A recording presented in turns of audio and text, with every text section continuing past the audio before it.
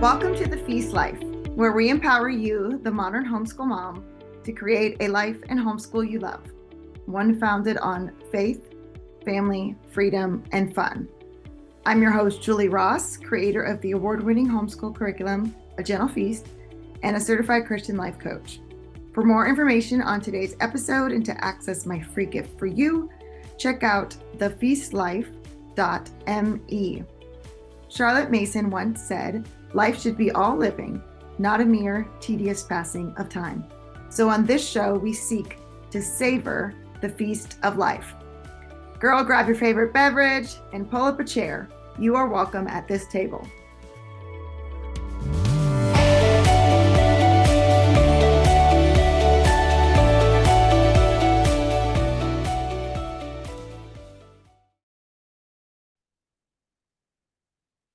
Hello, everyone. Welcome to The Feast Life. I'm your host, Julie Ross, and I'm here today with Greta Eskridge, who you may know better as Ma and Pa Modern on Insta. And we are going to be talking about her new book, It's Time to Talk to Your Kids About Porn. So if you have little ones, you might want to pause this and listen to this episode later or put in some earbuds. But it's a very important conversation, and I'm so grateful, Greta, that you wrote this book, but just that you've been talking about this for a while now on your social media platform, because I think it's a conversation that needs to be had. So thank you for coming on today. Oh, I'm so glad you had me, or are having me, I guess, right now. I'm thrilled to be here. Thank you. So in the beginning of the book, you describe yourself as an unlikely porn fighter. So what led you to pick up this mantle? It was a lot of things. I say that I'm an unlikely porn fighter for starters because I grew up in a traditional Christian home where we were pretty sheltered. I was homeschooled and we just really didn't talk about sex very much. We certainly didn't talk about porn, but we also didn't need to because it was the 80s and there was no internet. And so pornography was hard to find. And it was not something that I encountered ever as a kid or even as a teen or young adult. So my parents they could just not say so much. But as a result, it was not a subject that I was at all comfortable with. I could have never imagined talking about pornography with even like my closest friends, let alone strangers on a stage, online, or in a book. In that sense, it seems so strange to me that now I'm a porn fighter. Yeah, it seems unlikely. And yet here I am. So that's that part of the background. But then also, I stumbled into it after I was touched personally by pornography in my marriage with my husband and discovering that he had a porn addiction. And that was a devastating reality that we faced. He sought recovery and is now walking in recovery and has been for many years and helps other men who are dealing with that issue. And as part of my healing and my recovery, I decided I wanted to help moms specifically because we could talk about this in a way that I could help them with their kids because I wanted to help my own kids. And it seemed like it's a great time to be able to help others as well. And so that is how my journey began. And eventually it was like, I have all this information and all of this learning, and it needs to be really accessible. So I put it all in a book, and here I am. Congratulations. I know that is not an easy task. And I just want to say I really appreciated that you were very vulnerable and honest in the book. I think that's really key. And I do feel like, are you frozen? Can you hear me? I can hear you. It was frozen, but I could hear you the whole time. But Oh, your face was frozen. yeah, you So were frozen to me too. And I'm like, it's okay. yeah. My But I daughter, could hear you. I could hear you. But yeah. my daughter edits the podcast, so she can fix all this stuff. Okay. She can deal with that. Yeah, we'll let her Sorry. take it. Abigail.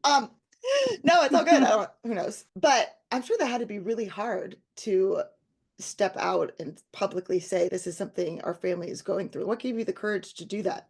I really believe that shame is a tool of Satan to keep us hiding.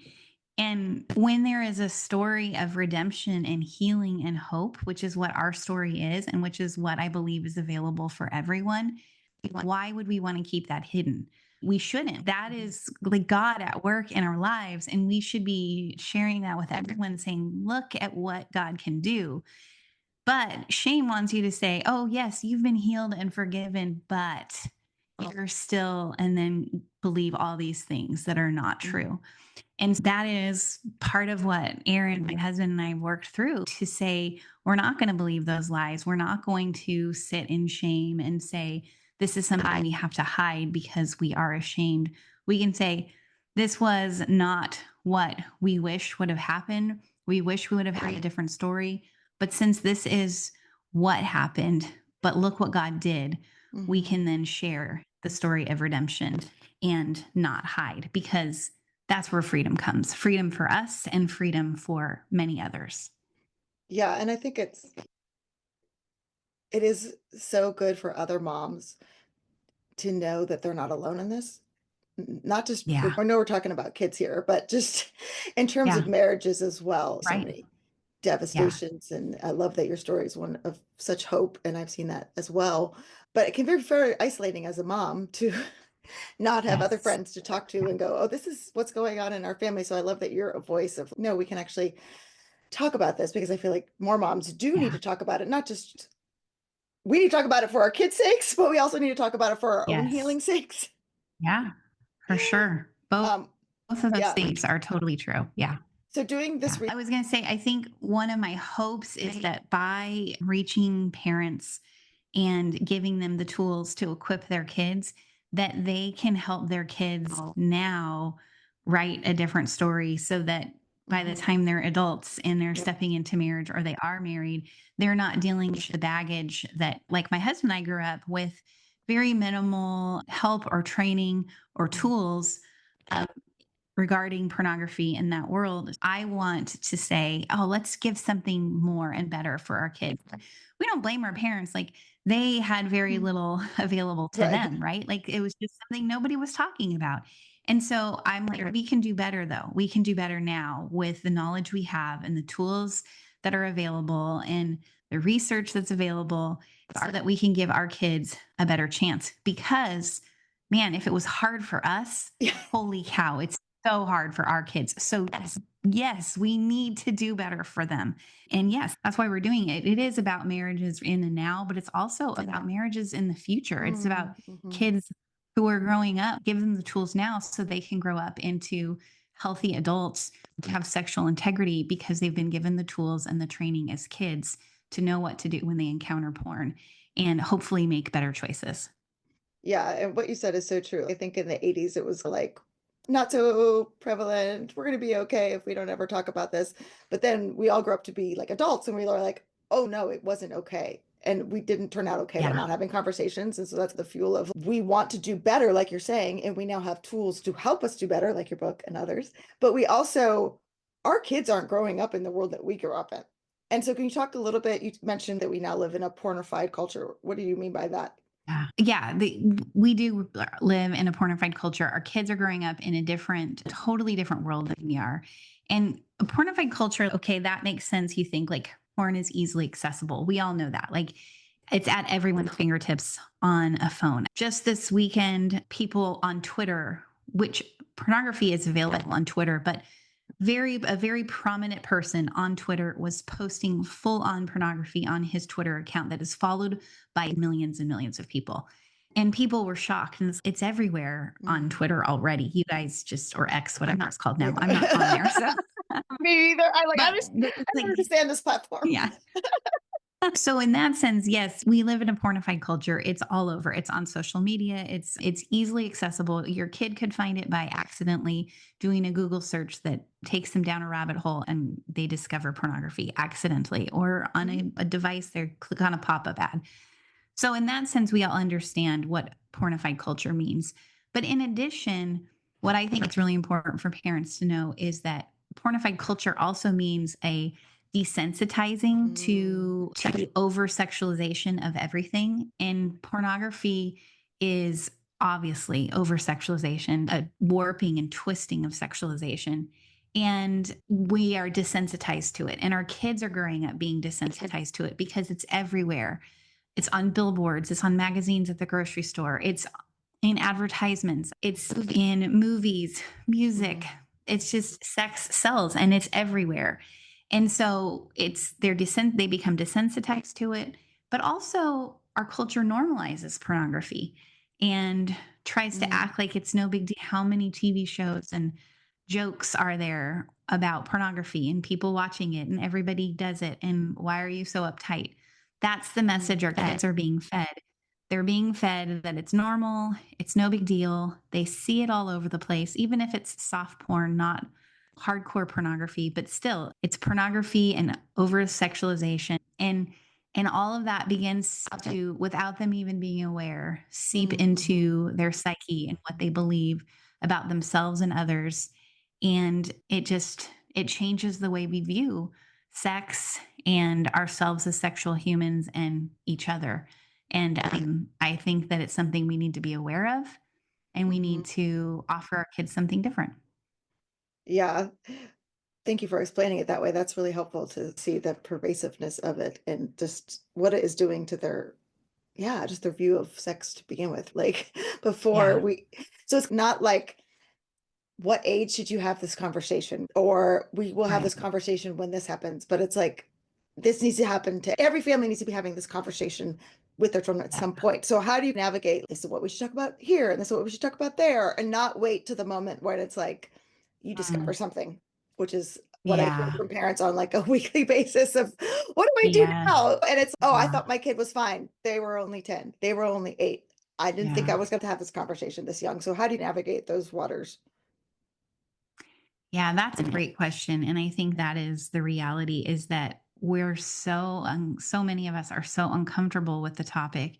And we think also, oh, my kid's so young, they're not going to be exposed. We don't have to talk about this yet. And then we find ourselves in a place of, oh man, it's like now it's too late because they already saw porn and I have to either try to do damage control or just be like, oh, they saw too late. I can't do anything. And I don't think either of those things need to be our response. My goal is always to help parents to be proactive and to talk before exposure happens. And so that is that is as young as 6 or 7 years old because kids are on devices Yeah. and they're around all kinds of other people who are on Mhm. devices. So even if your kid is, you're like, my kid is never on a device, they don't have a phone, they don't play games on my phone, they don't have access to the internet unless I'm sitting right next to them. And that's fantastic. Like, Mhm. kudos to you. I'm so proud of you for creating that safe environment for your kid. But if your kid is ever around other kids of any age who are playing on devices or looking at their mom's phone, or they're around grown-ups who are on Mhm. devices. You don't know what another kid could show them or another person or what that other person or kid sees. And then your kid sees it too. So, what you need to do is give your kids a plan for what to do when Mhm. they see pornography. And yes, that's as young as age 6, 7, 8 years old, telling them, hey, this is what pornography is. It's something bad for your body, your brain, and your heart. And it's my job to keep you safe. And here's what to do if you see it. And it's that simple, it's that quick, but that Mhm. gives them the tools. So when accidental exposure happens, they are not left stranded and shocked and horrified or curious or ashamed. They're like, oh, I remember mom said something about this. I know what to do. And that is so empowering and it's so helpful for them to move forward in a positive way rather than a negative way. Yeah. I like that. I love this concept. You're preparing them like this plan, right? And you're giving them the Yeah. words to say. But what if their kid is 10 and it's not an accidental exposure, it's an intentional Yes. exposure?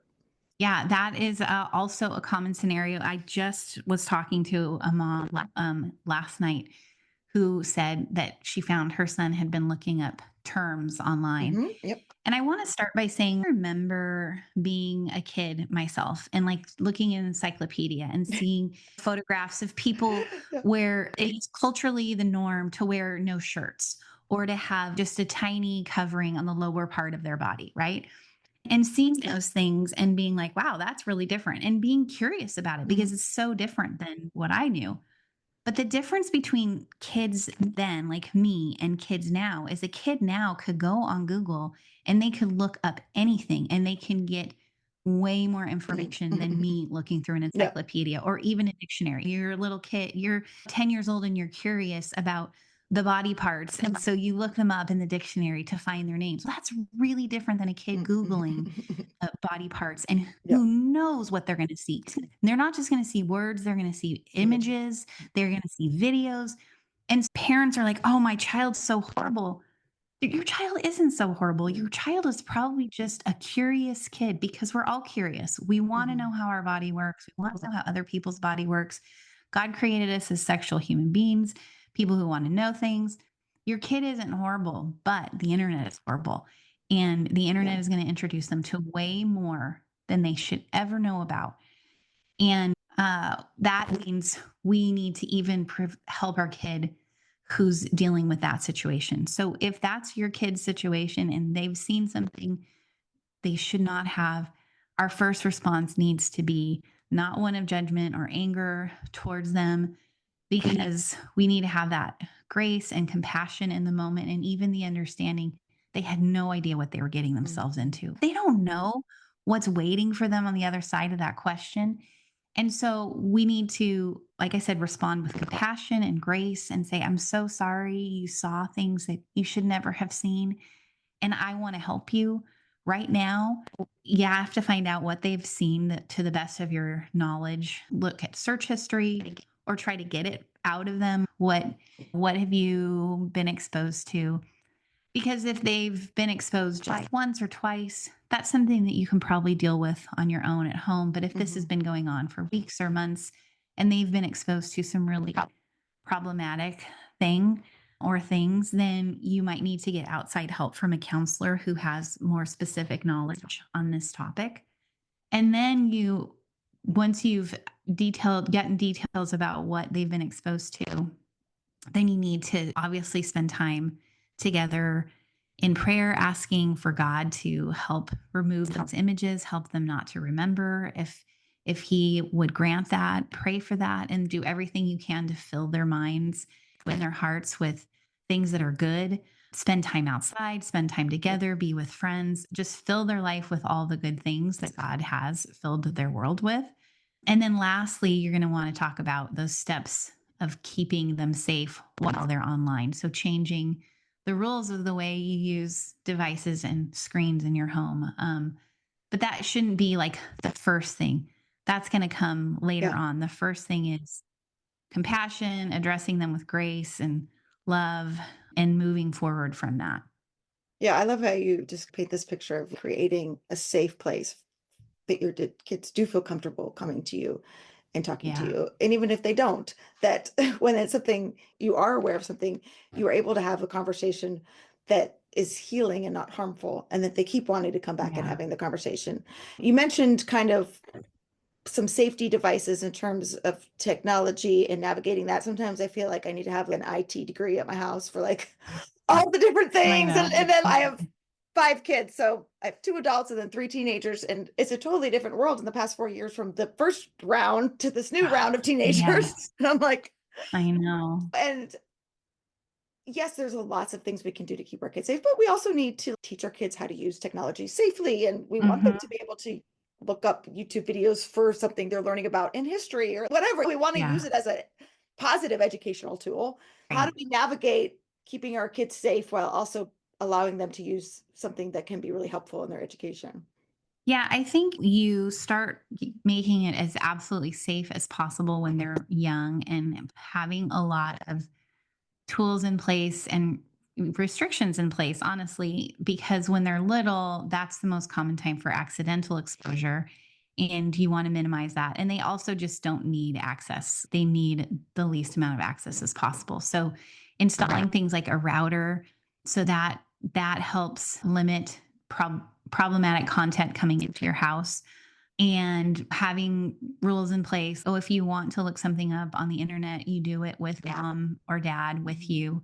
You use devices in common areas, like having those kinds of things, rules in place, and every parental control setting engaged on your own phone that you're using because your kid is probably going to use it too on computers, all those things. They don't have access to your passwords. They have to ask you. But then as they get older, you begin to, like you said, teach them how to use those devices responsibly. So you start to change some of those rules that you have set in place and some of those restrictions. And so you need to Google something, tell me what you're looking up. I'm going to be washing dishes in the kitchen. You can be at the kitchen table. I'm not sitting next to you. You're looking it up on your own. But I also know I could just walk over and just look at what you're doing. So there's some level of freedom and there's also still a level of accountability. And so like the rules begin to change like that. But I think by the time your kids are teenagers, like you have access to their passwords and devices and they have access to yours. There's nothing to hide. So you begin to create that culture of accountability, but also we are not hiding from each other. We're not doing things that nobody knows about in the family. So that by the time they're an adult and they've moved out on their own, I've given them tools to be able to use devices safely. You can still have those parental controls. Like I have on my own phone, like the parental controls set so that to go onto my own website, I have to put in a passcode because it like flags articles that I've written. And I think that's fine. That's funny. Because Today's episode is brought to you by A Gentle Feast. A Gentle Feast offers a complete living books curriculum, an award-winning early reading program, and more tools to equip you to apply Charlotte Mason's timeless philosophy into your modern homeschool. Go to agentlefeast.com to check it out. Smooth and easy days are closer than you think. You're blocking yourself. Stuff, right? Like, yeah. Which is funny, but also it's because I want to be protected online. I don't just have access to everything. So even as an adult, I have those things in place for myself to protect myself. And my kids would have that as they become adults as well, because we just have the idea like all of us need protection from this stuff. And it's not something that's just for little kids. It's not something we're embarrassed about. It's just common sense and being discerning. And so you create a kind of culture like that starts when they're young and it doesn't mean you're a bad person that you use monitoring software or safety software. It just means you're a wise, discerning person and you care about the safety of yourself and the people you love. Yeah, and I think that's a really good point, is you could have Pentagon level security things on all of your devices, and your kid can still have conversations with people. I know. Totally. And I think there's this misconception, and this is just my point of view, so correct me if you like what I want to hear your thoughts too. But that in the homeschool space of, because I homeschool and we go to church and my kids are with the kids from youth group or they're with the homeschool co-op, they're not going to have these conversations. They're not going to hear these things from other children. And it has been my personal experience with my own kids, but also just all the homeschool parents and things I serve. That is 100% not the case.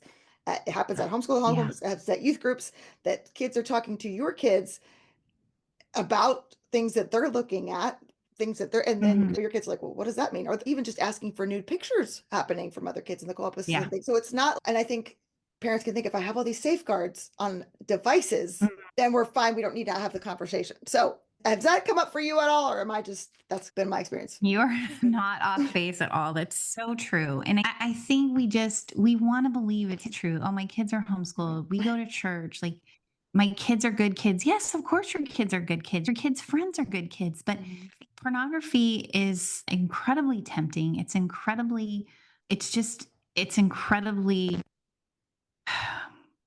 I'm trying to think of the right word.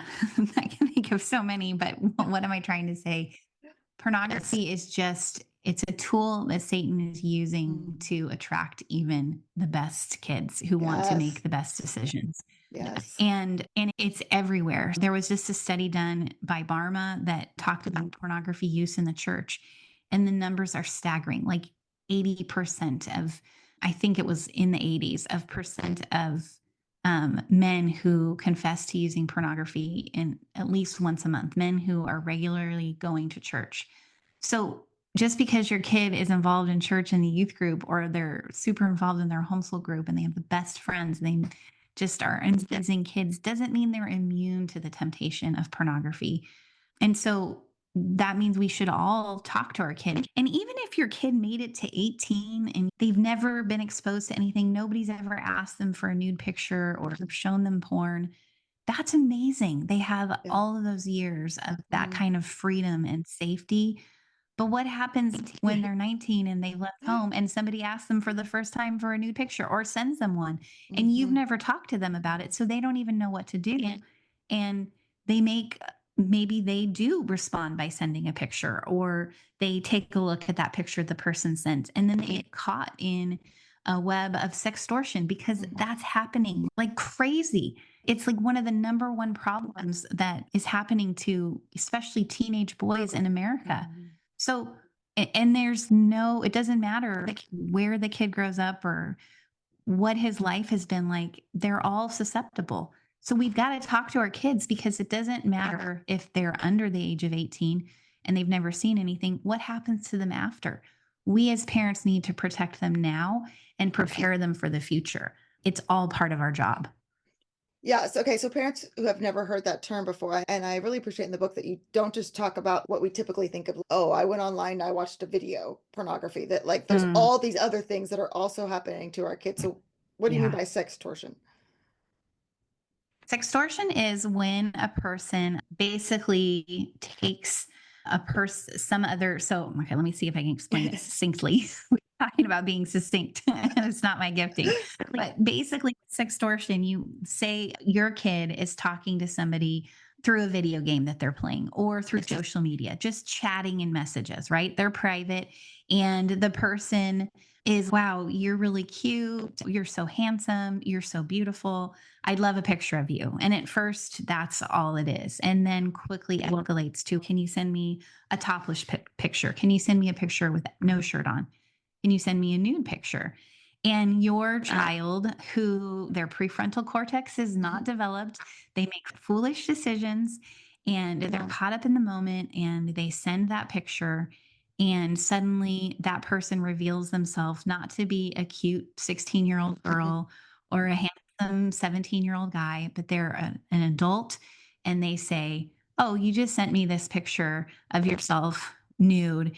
And if you don't pay me $500 right now, I'm going to send it to everyone. And they're all going to know you sent these naked pictures to me and you're going to be so ashamed. Send me $500 now.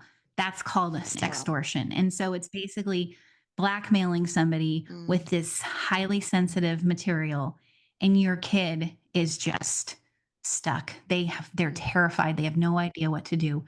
And $500, like that's hardly any money. But to them, to a teenager who those are the most susceptible, middle school and teenagers, especially Mhm. boys, they're staggered by that number. And it's happening so much that the FBI and the National Center for Missing and Exploited Children say this is the number one problem facing teenage and middle school boys in America right now.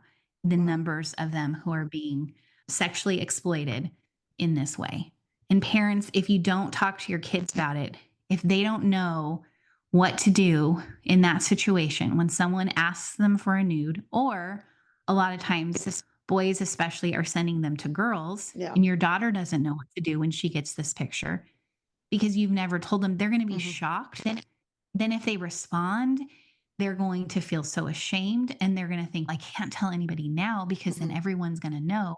So you need to tell them in advance, even if you send the picture, man, that was not the decision I'd want you to make, but that's okay. We're not even going to talk about that Mhm. right now. Right now, we're going to deal with this person who's trying to do a crime.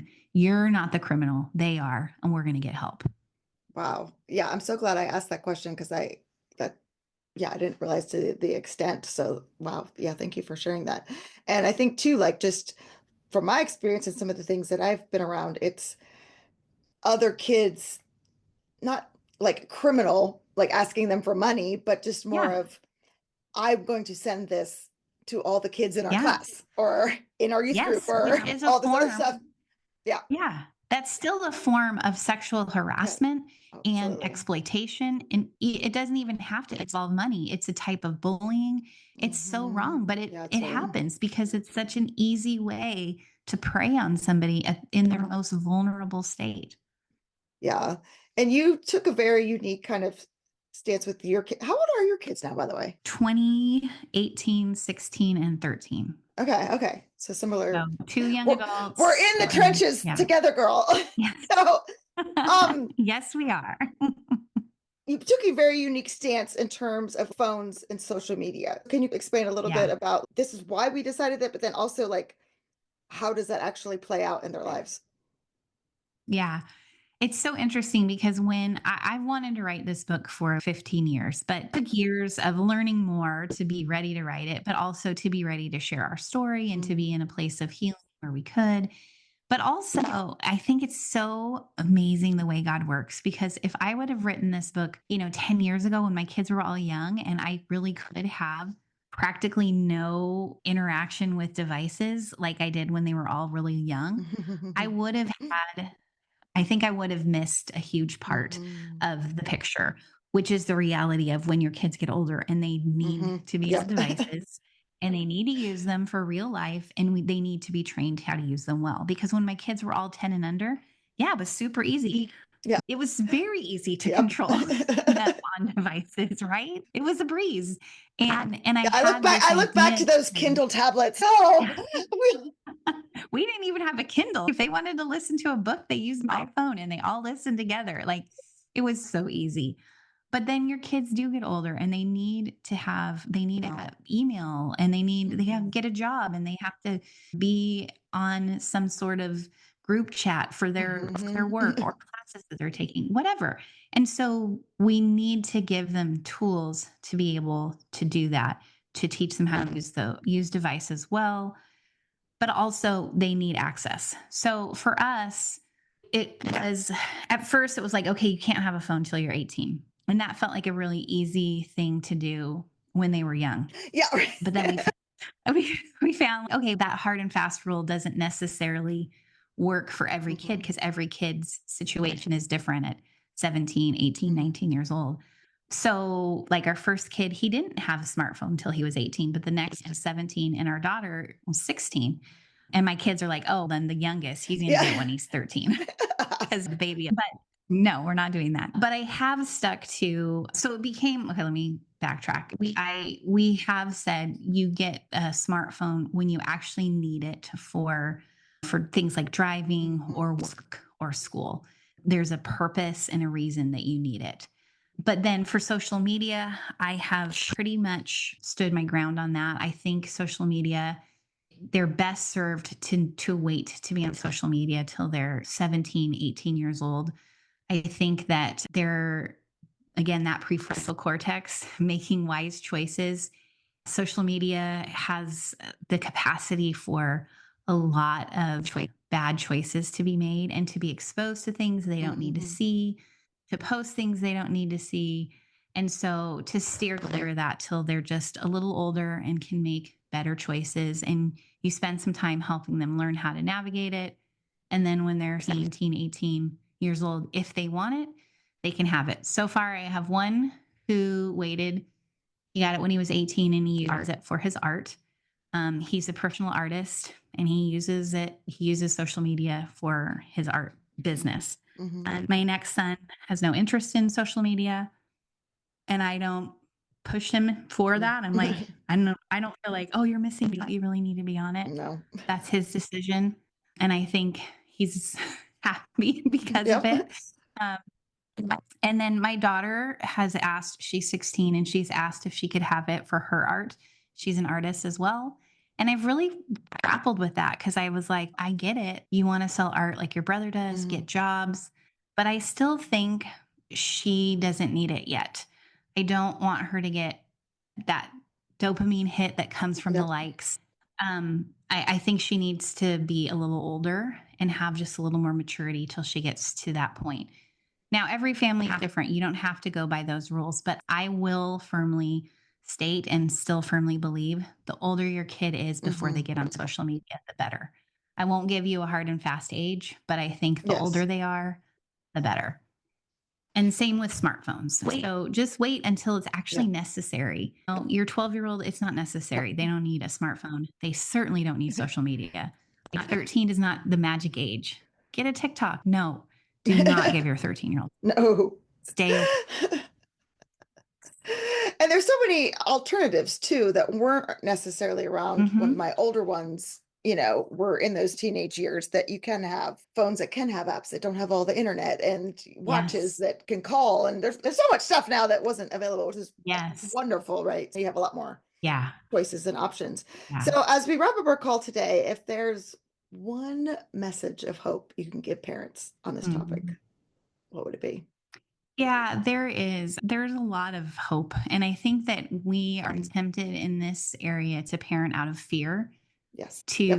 We're afraid to have the first conversation. We're afraid of what that if we say something, we're going to make our kids curious and Yep. they're going to go look.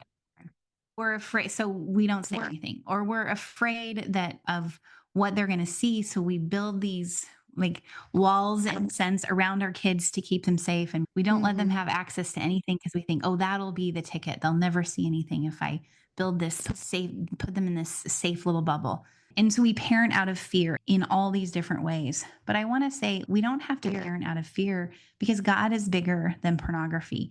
Instead, we need to parent from a place of hope, and we need to parent from a place of educating ourselves and educating our kids. And then understanding, even if our kids are exposed to something, and they will be at some point as children or as an adult, that we've given them the tools to say, I should not have seen that, or I wish I hadn't seen that. But God has the capacity to forgive me. You, mom and dad, have the capacity to forgive me. And I'm going to move forward in making better choices. And having that understanding, I think, helps us rather than to stay stuck in fear and do nothing, say Hmm. nothing, hide. We can step forward in faith, knowing that God loves our kids and He's given us the task to protect them from a hot stove, crossing the street by themselves, stranger danger, and pornography. Like He's given us the capacity to protect them in all those places. Hmm. And we do our best. And then we give them to God and we ask Him to protect them in the ways that we can't. And we parent holding on to that hope. That is the hope that God's given us. 100%. That was so beautifully said. And with resources like your book and the scripts that you put in there, I love that you did that. And just some of the other resources, like, we don't have to do this alone. And I think this is part of the collective conversation of mom saying, like, we're done with this. Like, Satan, you're not going to get our Mm, kids, and we're going to fight, and we're going to amen. fight together.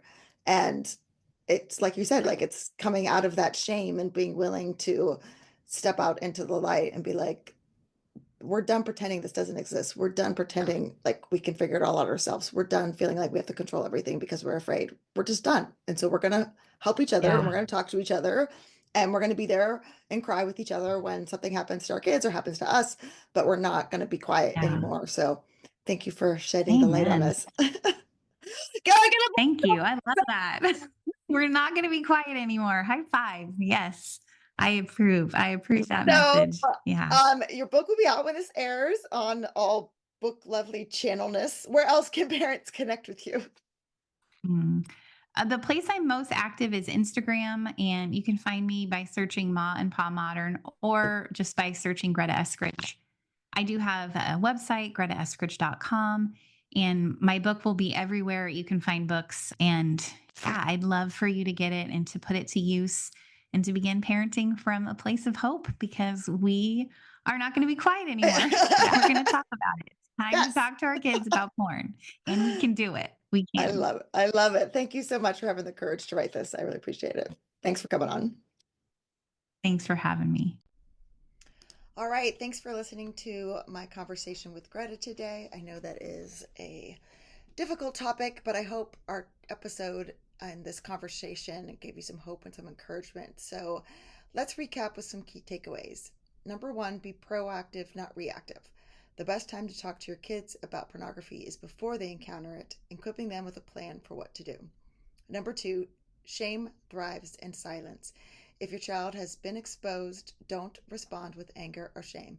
Create a safe, open space for honest conversations. Number three, porn culture is everywhere. Kids don't need a smartphone to be exposed. They can see inappropriate content through peers, social media, and even their homeschool and church environments. Number four, parent out of hope, not fear. God is bigger than pornography. Our job isn't to shield kids from everything, but to prepare them with wisdom and discernment. And last but not least, we're not alone in this fight. Mamas, let's link arms, share the same, and start talking. We're stronger together, and our kids need us to be bold. If this episode resonated with you, please send me an email at admin@agentlefeast.com. I would love to know what other moms are ready to join this fight together. Thanks so much for listening.